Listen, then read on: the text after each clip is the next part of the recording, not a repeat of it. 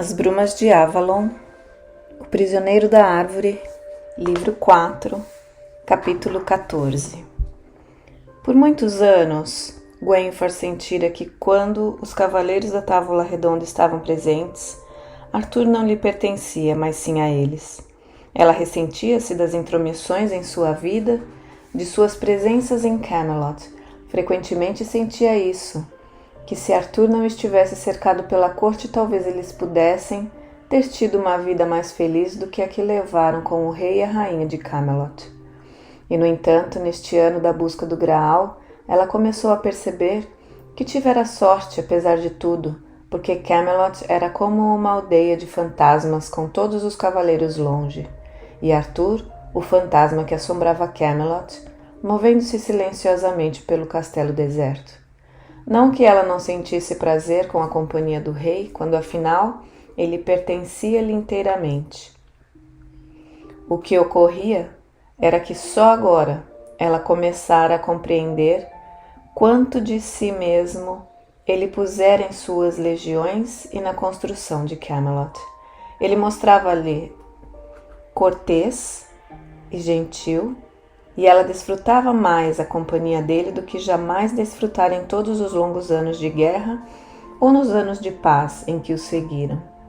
Mas era como se alguma parte dele estivesse ausente com seus cavaleiros onde quer que estivessem, e apenas uma pequena fração do homem propriamente dito estivesse ali com ela.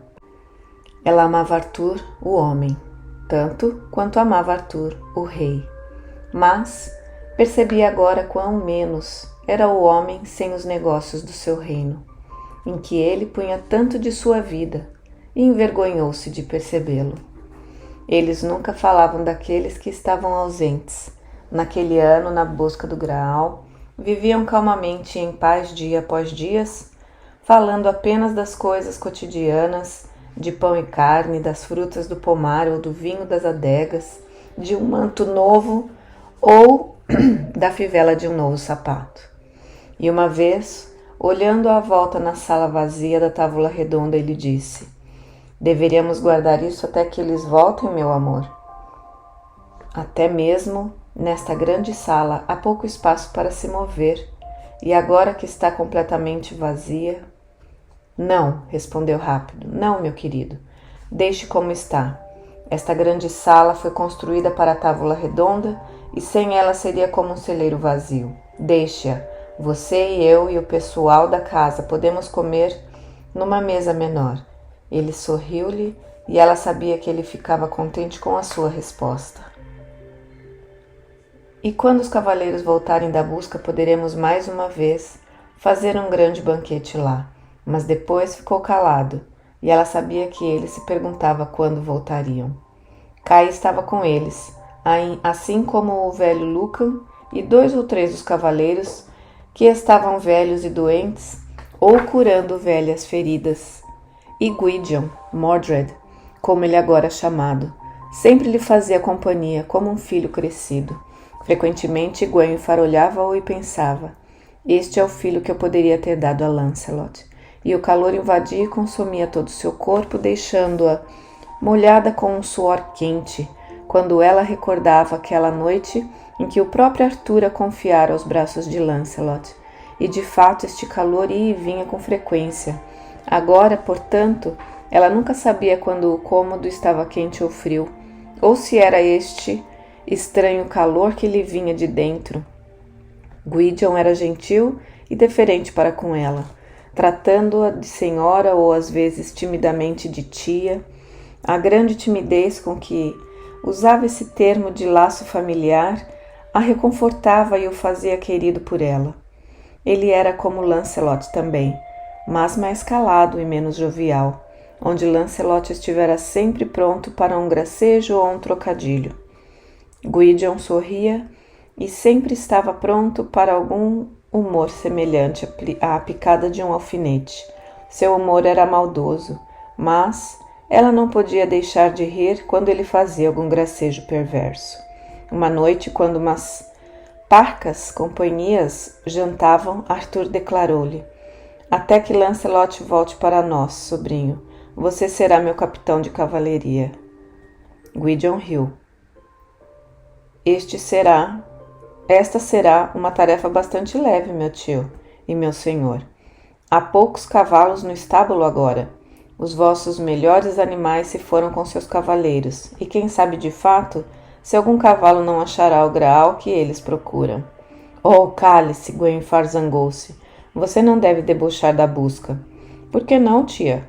Vezes sem conta, os padres nos dizem que somos os cordeiros nas pastagens do Senhor. E se um cordeiro deve buscar a presença espiritual, bem, sempre acreditei que um cavalo era um animal mais nobre do que um cordeiro. Então, quem pode dizer que um animal, mais nobre ou não, alcançará o resultado da busca? Até mesmo algum velho cavalo da guerra assustado pode. Afinal, buscar repouso espiritual, como dizem que o leão se deitará com o cordeiro e nunca pensará na hora de jantar. Arthur riu sem muito gosto. Será que precisaremos de nossos cavalos para a guerra outra vez? Desde Monte Badon, Deus seja louvado, temos tido paz nestas terras. Exceto por Lúcius, Gwydion retrucou. E se eu aprendi alguma coisa em minha vida foi que a paz é algo que não se pode durar. Os selvagens nortistas estão aportando na costa em navios dragões, e quando os homens chamarem pelas legiões de Arthur para defendê-los, a resposta que receberão será apenas de que os cavaleiros de Arthur cavalgaram para longe, em busca da paz de suas almas, e isso os fará procurar a ajuda dos reis saxões do sul. Mas não há dúvida de que quando a busca estiver terminada, eles voltarão, seus olhos uma vez mais para Arthur e Camelot. E parece-me que cavalos de guerra podem estar escassos quando este dia chegar. Lancelot está tão ocupado com o Graal e seus outros feitos que tem pouco tempo para olhar pelos estábulos do rei. Bem, eu já disse a você que queria que preenchesse este cargo, insistiu Arthur, e ocorreu a Gwenfar que seu tom parecia entediado e envelhecido, sem a força de outrora.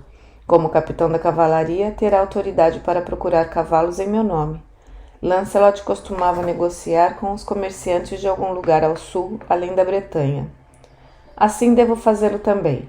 Não havia cavalos como os de Espanha, mas agora, meu tio e senhor, os melhores vêm de mais longe ainda. Os próprios espanhóis compram seus animais na África e de um país desértico de lá. Agora, estes sarracenos estão começando a superar a própria Espanha. Ouvi isto do cavaleiro Palomides, que vem de terras mais longínquas que a dos sarracenos de cá. Esteve entre nós, se hospedou por uns tempos e partiu para buscar mais aventuras entre os saxões. Ele não era cristão e pareceu-lhe estranho que todos os seus cavaleiros partissem em busca do Graal quando nossas terras estavam em guerra. Falei com Palomides, disse Arthur. Ele tinha uma espada de aço espanhol. Eu ficaria contente de ter uma como aquela, embora acredite que não é mais fina que a Excalibur. Nenhuma espada em nosso país terá tal fio como o de uma navalha. Fico contente de não ter de enfrentar tal espada nas lutas. Os nortistas têm grandes machados e maças, mas suas armas não são tão boas quanto as dos saxões. No entanto, eles são guerreiros mais ferozes e que perdem na loucura da luta, como algumas vezes o faziam os homens das tribos do reino de Lot, jogando fora seus escudos na luta. Não, meu rei. Podemos ter tido paz por um bom tempo, mas assim como os sarracenos começam a conquista da Espanha, também os nortistas estão em nossas costas, e os selvagens irlandeses. No final, não há dúvida, os sarracenos serão bons para a Espanha, assim como os saxões foram bons para estas terras. Bons para essas terras? Arthur parecia mais jovem em sua surpresa. O que ouço você dizer, sobrinho? Quando os romanos nos deixaram, meu senhor Arthur, estávamos isolados, no fim do mundo, sozinhos com tribos meio selvagens. A guerra com os saxões nos forçou a buscar algo de nós mesmos. Negociamos com a Bretanha Menor e Espanha, e com países ao sul. Tivemos de negociar cavalos e armas, construímos novas cidades. Bem, eis a sua própria Camelot, Senhor, para mostrar isso. Sem falar do movimento dos padres, que agora espalharam-se entre os saxões e fizeram dos selvagens homens tribais, sem cabelos nas faces, adorando seus próprios deuses bárbaros, homens civilizados que são seus súditos. Por que mais esperava esta terra? Até mesmo agora, eles têm monastérios e homens letrados escrevendo livros, e ainda mais, sem as guerras contra os saxões, meu senhor Arthur, o velho reino de Uther estaria agora esquecido como o de Máximo. Arthur quis saber com um brilho de divertimento. Então não há dúvida. Pensa que estes 20 anos ou mais de paz colocaram Camelot em perigo e precisamos de mais guerras e lutas que nos levem de volta ao mundo outra vez? É fácil ver que você não é um guerreiro jovem. Não tenho uma visão tão romântica da guerra. Gwydion sorriu de volta. O que o faz pensar que não sou um guerreiro, senhor? Lutei entre seus homens contra Lúcius, que teria sido imperador, e tive muito tempo para me decidir sobre as guerras e seus valores. Sem guerras, o senhor estaria mais esquecido do que o menor dos reis de Gales e Eire. Quem agora poderia recitar a lista dos reis de Tara? E pensa que um dia será assim em Camelot, meu rapaz? Ah, meu tio e meu rei e senhor, terá a sabedoria de um druida ou a lisonja de um cortesão? Arthur riu. Ora, ouçamos os conselhos astuciosos de um Mordred. O cortesão diria, meu senhor, que o reino de Arthur viverá para sempre, e sua memória estará sempre viva no mundo, e o druida diria que os homens parecem, e um dia serão, apesar de toda sua sabedoria e glórias, como a Atlântida, tragados pelas ondas. Só os deuses perduram. E o que diria meu sobrinho e amigo, então? Seu sobrinho. Ele pôs tanta ênfase na palavra que Gwenfar podia ouvi-la como se fosse seu filho.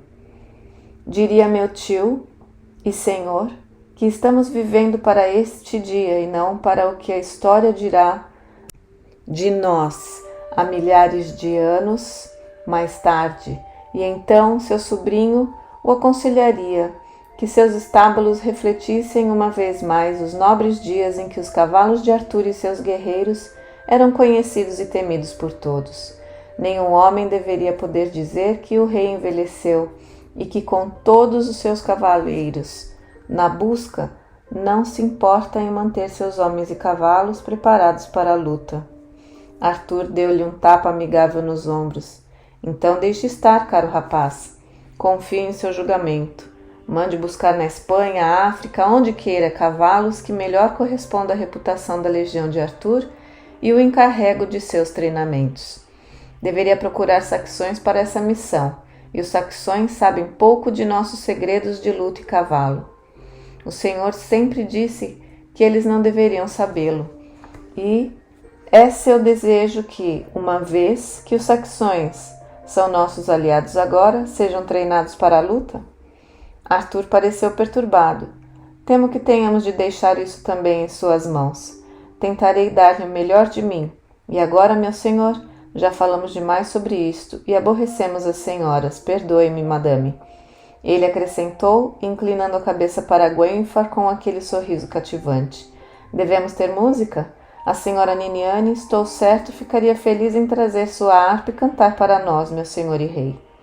Sempre me alegra ouvir música de minha parenta, disse Arthur gravemente. Se isso agradar minha senhora... Gwenfar acenou para Niniane, que tomou de sua harpa e sentou-se entre deles, cantando, e Gwenfar escutou com prazer a música. Niniane tocava maravilhosamente bem e sua voz era doce, embora não tão pura ou forte quanto a de Morgana. Mas, quando observou Gwydion com os olhos sobre a filha de Taliesin, ela pensou: por que será que nós, uma corte cristã, sempre temos que ter em nosso meio uma das donzelas da Dama do Lago? Isto a preocupou, embora Gwydion parecesse ser tão bom cristão quanto qualquer outro membro da corte, comparecendo sempre à missa de domingo, assim como Niniane. Por isso ela não podia lembrar-se de como Niniane tornara-se uma de suas damas, exceto de que Gwydion a trouxera para a corte e pedira à rainha que desse sua hospitalidade a uma parenta de Arthur e filha de Taliesin. Gwenfar tinha apenas as melhores recordações de Taliesin e ficara satisfeita de dar as boas-vindas à sua filha, mas de algum modo parecia-lhe agora que, sem jamais se impor, Niniane assumir o lugar de primeira entre suas damas. Arthur sempre a tratava especialmente e chamava a miúde para cantar. E havia vezes de que Gwenfar, observando-os, imaginava se ele a olhava como se a moça fosse mais do que uma parenta. Mas não, certamente que não. Se Niniane tivesse um amante ali na corte, seria mais provável que este fosse o próprio Gwydion. Ela o observara olhando-a, e, no entanto, seu coração confragia-se dentro dela. Esta mulher era bela, bela como ela própria fora, e que hoje não passava de uma mulher que envelhecera com os cabelos esmaecendo, a cor de suas faces desaparecendo, seu corpo encurvando-se. E então, quando Niniane guardou sua harpa e levantou-se, ela olhou com desagrado quando Arthur levantou-se para acompanhá-la para fora do salão. Você parece aborrecida, minha esposa. Por quê? Gwydion disse que você está velho. Minha querida esposa ocupa o trono da Bretanha por 31 anos. Com você ao meu lado. Pensa que existe alguém neste reino que ainda nos possa achar jovens? A maioria dos nossos súditos ainda não era nascida quando subimos ao trono. Embora, na verdade, minha querida, não sei como você pode parecer tão jovem. Oh, meu marido, eu não buscava ser elogiada, disse ela com impaciência. Devia sentir-se lisonjeada, minha Gwen, porque Gwydion não usa palavras vazias de elogios para um rei envelhecido, enganando-me com mentiras. Ele fala honestamente e eu o valorizo por isso. Sei o que queria. Ela o interrompeu com voz zangada. Queria poder reconhecê-lo como seu filho. Assim ele, e não Galahad, teria o seu trono quando você se for. Ele corou. Gwenfar, precisamos sempre ser tão duros um com o outro quando falamos neste assunto? Os sacerdotes não o aceitariam como rei, e isso põe um fim à questão. Não posso deixar de lembrar-me de quem ele é filho. Não posso deixar de lembrar-me que ele é meu filho, completou Arthur gentilmente. Não confio em Morgana e você mesmo descobriu que ela... Sua face endureceu-se e ela percebeu que o rei não desejava falar nesse assunto. Gwenfar, meu filho foi criado pela rainha do reino de Lot, e seus filhos têm sido o suporte e o esteio do meu reino. O que seria de mim sem Gareth e Gawain? E agora Gwydion parece ser como eles, o mais gentil e melhor amigo de todos os cavaleiros. Não me fará menosprezar Gwydion, que ficou a meu lado quando todos os seus outros cavaleiros trocaram-me por esta busca. Gwenfar não queria discutir com ele. Disse então, escorregando suas mãos por entre as dele. Creia-me, meu senhor, amo-o mais do que qualquer coisa neste mundo. Bem, creia-me, meu amor. Os saxões têm um ditado. O homem que tem um bom amigo, uma boa esposa e uma boa espada é abençoado. E tudo isto eu tive, minha Gwenfar. Oh, os saxões, disse ela rindo. Todos esses anos lutamos contra eles e agora cita seus ditados de sabedoria. Bem, de que serve a guerra, como diz Gwydion, se não podemos aprender a sabedoria dos nossos inimigos? Há muito tempo alguém, Gawain talvez, disse algo sobre os saxões e seus homens letrados nos monastérios. Ele afirmou que é como uma mulher estuprada, e no entanto, depois que os invasores deixaram nossas costas, dá à luz a um bom filho. É melhor ter apenas o mal, ou quando o mal está feito e não há mais conserto para ele, tomar o que de bom pode advir do mal. Gwenfar fez uma careta. Apenas um homem, creio, poderia ter feito tal piada. Não, eu não pretendi trazer à tona velhos ressentimentos, coração, ele protestou. Mas o dano foi feito por mim e Morgana há muitos anos. Gwenfar percebeu que pela primeira vez ele falava no nome de sua irmã sem aquele frio endurecimento em suas feições. Teria sido melhor se nada de bom proviesse do pecado que ambos cometemos, pois você sabe que foi um pecado, ou deveria eu ser grato porque desde que o pecado estava feito e não havia retorno à inocência, Deus deu-me um bom filho em troca do mal. Morgana e eu nos despedimos como inimigos, e não sei onde ela está ou o que foi feito dela, nem suponho jamais olharei seu rosto antes do dia do juízo final. Mas seu filho é agora o verdadeiro esteio do meu trono. Devo desconfiar dele por causa da mãe que deu à luz? Gwenfar teria dito, não confio nele porque ele foi criado em Avalon, mas ela não queria fazer isso, e então calou-se, mas, quando à porta dos seus aposentos, ele segurou sua mão e perguntou suavemente, é seu desejo que eu me junte a você esta noite, senhora? Ela evitou seus olhos e respondeu, não, estou cansada. Tentou não ver o olhar de alívio em seus olhos. Perguntou-se se era Niniane ou alguma outra que compartilhava de sua cama ultimamente.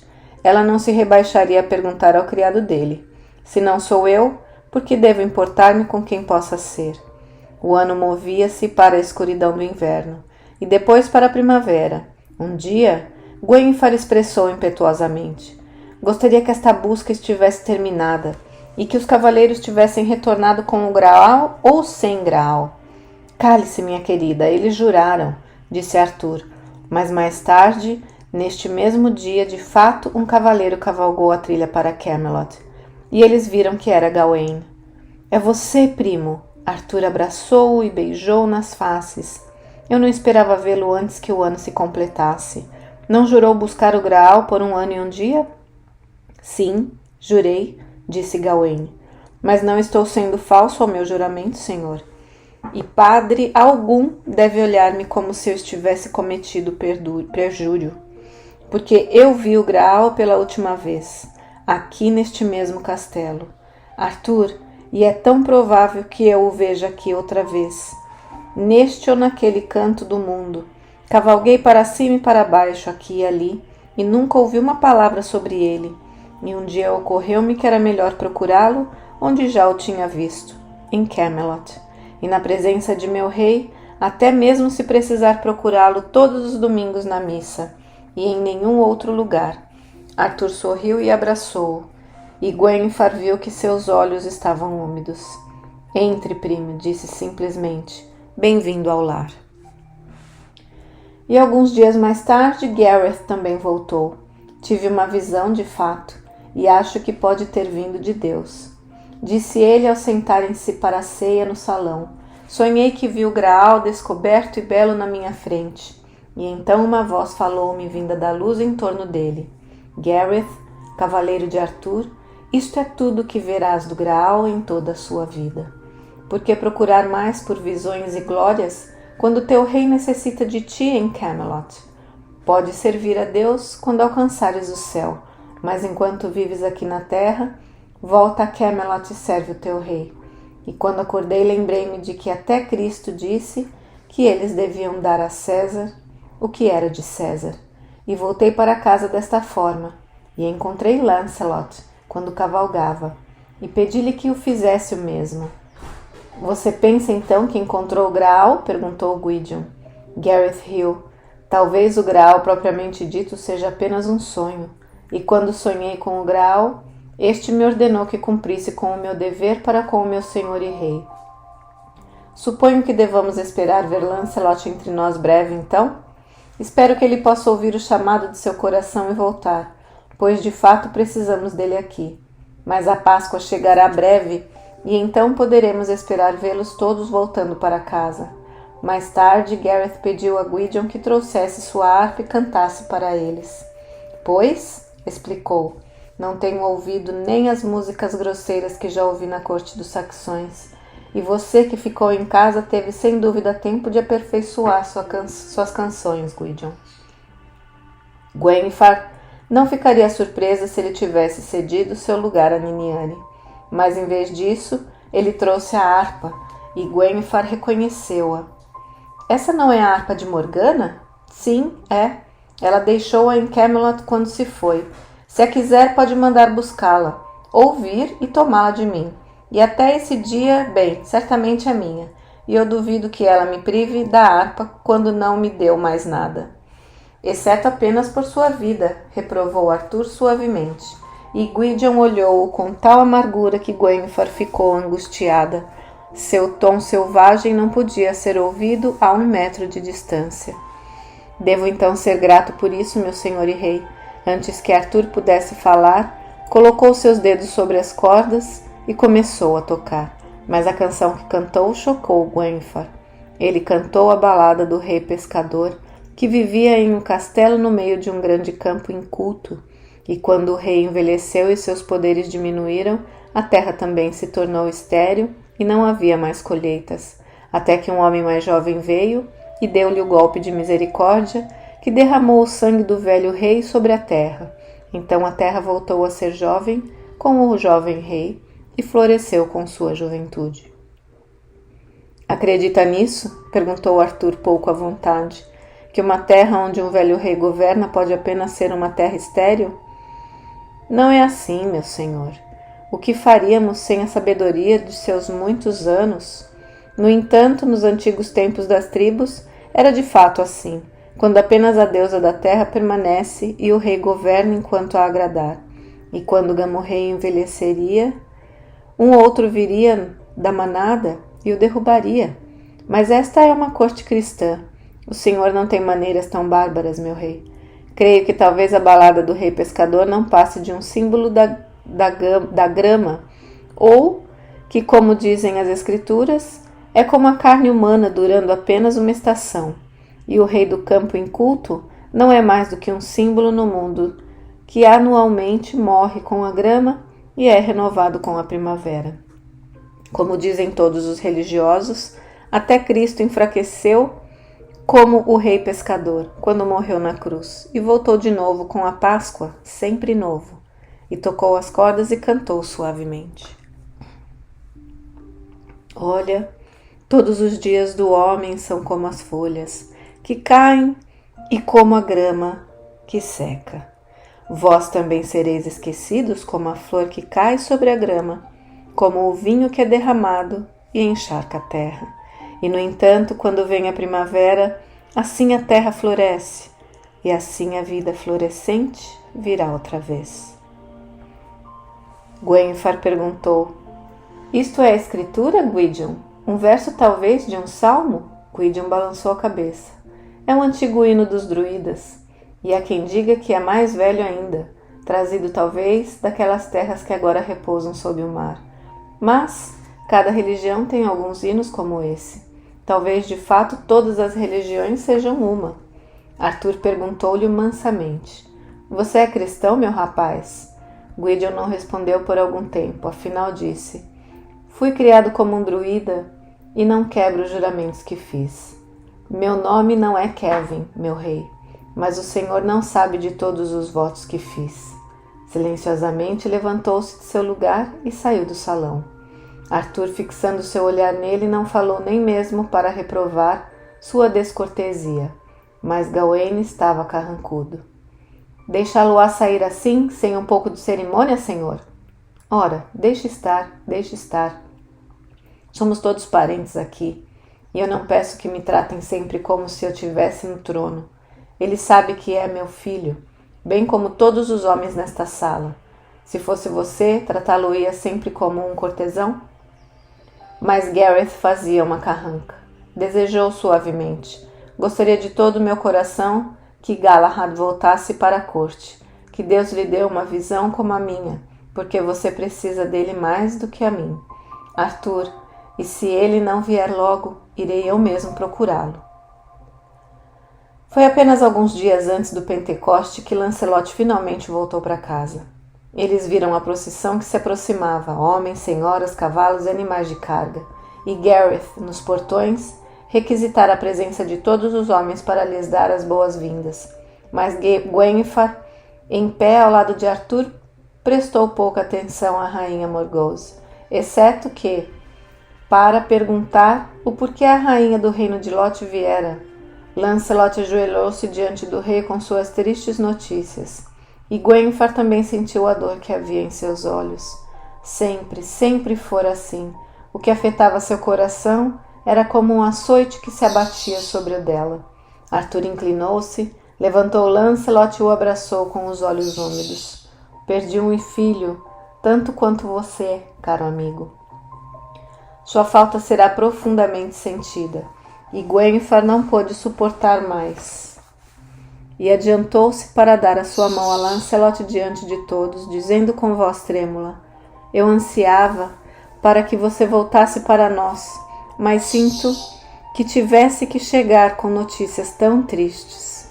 Arthur ordenou suavemente a seus homens: Levai-o para a capela onde se tornou um cavaleiro. Lá deixem-no repousar, e amanhã ele será enterrado com as honras de meu filho e herdeiro. Quando se voltou, vacilava um pouco, e Gwydion rapidamente colocou seus braços em torno dele e o amparou. Gwenfar não chorava agora com frequência, mas sentiu que precisava fazê-lo pelo que vira no rosto de Lancelot, tão desfigurado e abatido.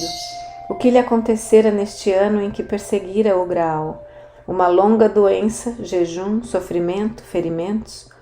Nunca ela o vira tão triste, nem mesmo quando viera contar-lhe de seu casamento com Elaine. Observando Arthur inclinar-se pesadamente nos braços de Gwydion, ela suspirou e Lancelot apertou sua mão suavemente. Posso até alegrar-me agora que Arthur veio a conhecer e valorizar seu próprio filho. Isso suavizará sua dor. Gwenfar balançou a cabeça, não querendo pensar no que o fato significaria para Gwydion e Arthur. O filho de Morgana sucederia Arthur. Não havia como evitá-lo agora. Gareth veio e inclinou-se diante dela. Madame, minha mãe está aqui. E Gwenfar lembrou-se de que não estava livre para permanecer entre os homens, que seu lugar era com as damas, que não podia pronunciar uma palavra de conforto para Arthur ou Lancelot. Ela disse friamente: Estou contente em lhe dar as boas-vindas, Rainha Morgause. Veio-lhe, porém, à mente: Devo confessar isto como pecado, que minto para a rainha? Seria de algum modo mais virtuoso se lhe dissesse: Eu lhe dou as boas-vindas, como me ordena o dever, Rainha Morgause. Mas eu não estou contente em vê-la, e quisera eu que tivesse ficado no reino de Lot, ou no inferno, pelo que me diz respeito. Ela viu que Niniane estava ao lado de Arthur, que estava entre ela e Gwydion, e aborreceu-se com isso. Senhora Niniane, disse friamente, creio que as mulheres se retirarão agora. Encontre um quarto de hóspede para a Rainha Morgause e cuide para que tudo esteja pronto para recebê-la. Gwydion parecia zangado, mas não havia nada para se dizer, e Gwenfar refletiu, quando ela e as damas saíram do pátio, que havia vantagem em ser rainha. Por todo aquele dia, os cavaleiros da Távola Redonda estavam voltando para a corte de Arthur, e Gwenfar ocupava-se com os preparativos do banquete do dia seguinte em que seria o funeral. No dia de Pentecostes, os homens de Arthur que tivessem retornado da busca estariam reunidos. Reconheceu muitos rostos, mas algumas já o sabia, nunca voltariam. Percival, Bors, Lamorak. Ela olhou para Morgause, que adivinhava-o. Sinceramente pranteava Lamorak. Ela sentira que a velha mulher fizera papel de tola com seu jovem amante, mas dourador, e quando durante a missa do funeral de Galahad o padre falou de todos os outros que haviam perecido na busca, ela sentiu Morgause escondendo as lágrimas atrás do véu com seu rosto vermelho e inchado. Na noite anterior, Lancelot velara o corpo de seu filho na capela, e ela não tivera oportunidade de falar-lhe a sós. Agora, após a missa no funeral, ela convidou-o a sentar-se ao seu lado e de Arthur. Ao jantar, e quando encheu sua taça, desejou que ele bebesse até ficar embriagado e esquecer o luto. Ela entristecia-se com seu rosto vincado, tão marcado pela dor e privação, e com os cachos em torno de seu rosto tão brancos agora. E ela, que mais o amava, não podia abraçá-lo e chorar com ele em público. Durante muitos anos sentira uma profunda dor por nunca ter o direito de voltar-se para ele diante de outros homens, a não ser de sentar-se ao seu lado, e apenas ser uma parenta, e sua rainha. E agora parecia-lhe mais terrível do que nunca, mas ele não se virou para ela e nem sequer encontrou seus olhos. De pé, Arthur bebeu à saúde de seus cavaleiros que jamais voltariam da busca. Aqui, diante de todos vocês, juro que nenhuma das suas esposas ou filhos conhecerá necessidade enquanto eu viver e Camelot ainda estiver de pé. Compartilho de sua dor. O herdeiro do meu trono morreu na busca do Graal. Ele virou e segurou a mão de Gwydion, que veio lentamente para seu lado. Parecia mais jovem do que era, em uma túnica branca e despojada, tendo os cabelos escuros presos por uma faixa dourada. Um rei não pode, como os outros homens, permitir-se um longo luto, meus cavaleiros. Aqui lhes peço para prantear comigo a perda do meu sobrinho e filho adotivo, que agora jamais reinará a meu lado. Mas, mesmo assim, nosso luto não é tão pesado. Peço-lhes que aceitem Gwydion, Sir Mordred, o filho de minha única irmã Morgana de Avalon, como meu herdeiro. Gwydion é jovem, mas tornou-se um de meus sábios conselheiros. E levantou sua taça, bebendo em seguida. Bebo a você, meu filho, e ao seu reinado quando o meu terminar. Gwydion veio e ajoelhou-se diante de Arthur. Que seu reinado seja longo, meu pai. Pareceu a Gwenfar que ele piscava para evitar as lágrimas, e ela amou-o mais por isso. Os cavalheiros beberam e então, liderados por Gareth, o saudaram. Mas Gwenfar sentava-se silenciosamente. Ela sabia que isso tinha de acontecer, mas não esperava que fosse exatamente no banquete funerário de Galahad. Neste momento, voltou-se para Lancelot e murmurou. Quisera que ele tivesse esperado, quisera que ele tivesse ouvido seus conselheiros. Não sabia que ele pretendia isso? Lancelot perguntou. Ele estendeu a mão e tomou a dela, pressionando-a suavemente, tocando seus dedos sobre os anéis que ela usava. Os dedos pareciam-se ossudos e finos, não jovens e suaves como eram antes. Ela sentiu-se envergonhada e teria retirado suas mãos, mas ele não deixou que ela o fizesse. Ele comentou ainda tocando-lhe as mãos. Arthur não devia ter feito isso com você sem avisá-la. Deus sabe que não tenho o direito de reclamar, pois não fui capaz de dar-lhe um filho. Assim ele teve de fazê-lo com Morgana. Ainda assim, ele devia tê-la avisado, retrucou Lancelot. Pela primeira vez, Gwenfar pensou distintamente que ele jamais ainda, que por um momento, parecera criticar Arthur. Ele levou suas mãos até os lábios e depois deixou que ela as retirasse quando Arthur aproximou-se deles com Gwydion. Os criados traziam pratos fumegantes de carne, bandejas de frutas frescas e pão quente, colocando compotas aqui e ali ao longo da mesa. Gwenfar deixou seu criado servi-la de carne e frutas, mas mal tocou seu prato. Ela notou com um sorriso que fora arranjado para que ela partilhasse seu prato com Lancelot, como muitas vezes fizera em outros banquetes de Pentecostes, e que Niniane, ao lado de Arthur, compartilhava o prato do rei. Uma vez ele a chamara de filha, o que aliviou de alguma forma o coração de Gwenfar. Talvez ele aceitasse como esposa potencial de seu filho. Para sua surpresa, Lancelot parecia seguir seu pensamento. Será que no próximo festival na corte haverá um casamento? Creio que o parentesco é muito próximo. Será que isto importa em Avalon? Gwenfar perguntou com voz um pouco mais áspera do que pretendia. A velha dor ainda lá estava. Lancelot deu de ombros. Não sei. Em Avalon, quando eu era menino, ouvi sobre um país ao sul, onde a casa real sempre casava irmãos com irmãs, fazendo assim com que o sangue real não se diluísse pelo sangue de gente comum e que a dinastia durasse por milênios. Homens bárbaros, comentou Gwenfar, nada sabiam sobre Deus e não sabiam que pecavam.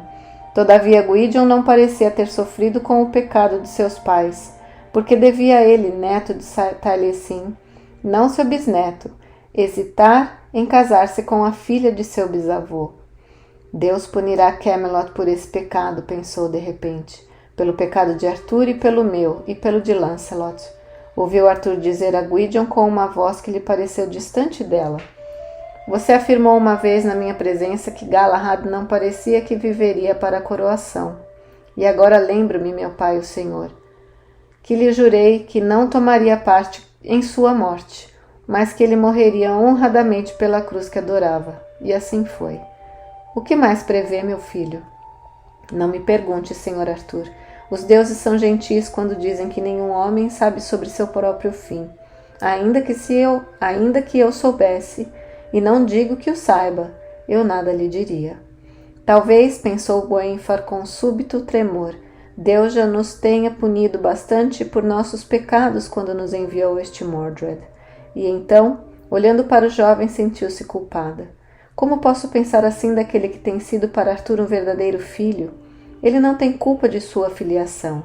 Então disse a Lancelot: Arthur não devia ter feito isso antes que Galahad esfriasse em seu túmulo. Não é assim, minha senhora. Arthur conhece seus deveres de rei. Pensa que importa a Galahad? Agora que já se foi, quem sentará no trono que ele nunca desejou? Teria feito melhor se tivesse feito meu filho um padre, Guenfar. Ela olhou e notou sua expressão carregada, a milhares de léguas de distância dela, encerrado dentro de si, onde não poderia segui-lo, e perguntou estranhamente, alcançando-o da melhor maneira que pôde. E não conseguiu encontrar o Graal? Ela o viu voltar lentamente através da longa distância. Eu estive mais próximo dele do que qualquer pecador podia estar e sobreviver. Mas fui poupado para contar aos homens na corte de Arthur que o Graal se foi para sempre, para além deste mundo.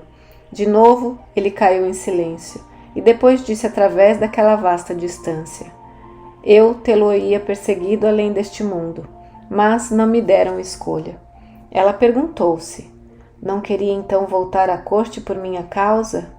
E pareceu-lhe claro que Lancelot parecia-se mais com Arthur do que jamais notara, e que ela não fora para nenhum deles mais do que uma distração entre a guerra e a busca, que a vida real de um homem era vivida em um mundo em que o amor nada significava.